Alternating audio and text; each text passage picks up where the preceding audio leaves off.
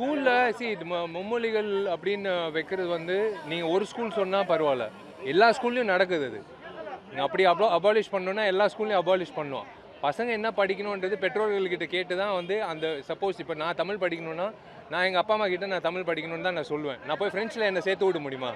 அதே மாதிரி தான் நிறைய பேர், அதே மாதிரி தான் எல்லோரும், எல்லா பெற்றோர்களும் வந்து அவங்கவுங்க பிள்ளைகள் என்ன பாஷையில் படிக்கணும், அதனால அவங்களுக்கு என்ன பலன் உண்டு ஃப்யூச்சரில் அப்படின்றது தான். இப்போ நீங்கள் கேட்குற கேள்வி வந்து ஒட்டுமொத்த எல்லா ஸ்கூல்லையும் இருக்குது அந்த அந்த விஷயம். மும்மொழி கொள்கையை மத்திய அரசு திணிக்குதுன்ற மாதிரி தமிழ்நாடு அரசு சொல்கிறாங்க. அதே மாதிரி இப்போ அனைத்து கட்சி கூட்டமும் இதுக்காக கூட்டியிருக்காங்க. அது இல்லைங்க, அதாங்க இப்போ திணிக்கிறது வந்து நீங்கள் ஒரு ஒரு ஆக்டாக கொண்டு வரலாம், மனுஷனோட வாழ்க்கையில் வந்து கொண்டு வர முடியாது.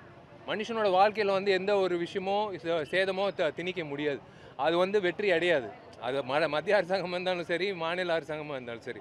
முதல்ல வந்து இன்றைக்கி பாண்டிச்சேரியும் இப்போ தமிழ்நாடு +2 மாணவ மாணவிகளுக்கு எக்ஸாம் தொடங்கியிருக்கு. அவங்களுக்கு என்னோட மனமார்ந்த வாழ்த்துக்கள். All the best. நல்லா படிங்க, ப்ரெஷர் எடுத்துக்காதீங்க, நல்ல நேரம் எடுத்து நல்லா தூங்குங்க. கரெக்டான நேரத்தில் தூங்கினா தான் உங்களுக்கு வந்து பிரெயின் ஒர்க் ஆகும். கரெக்டான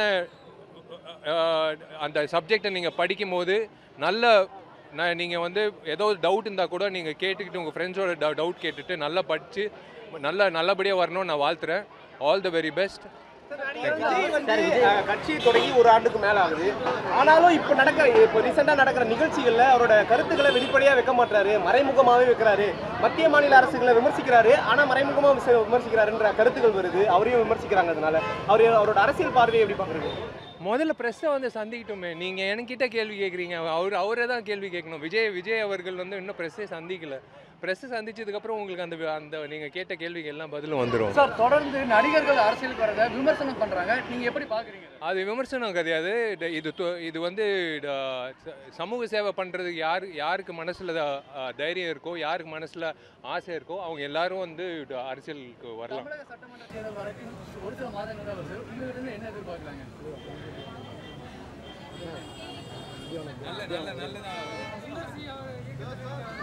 நல்ல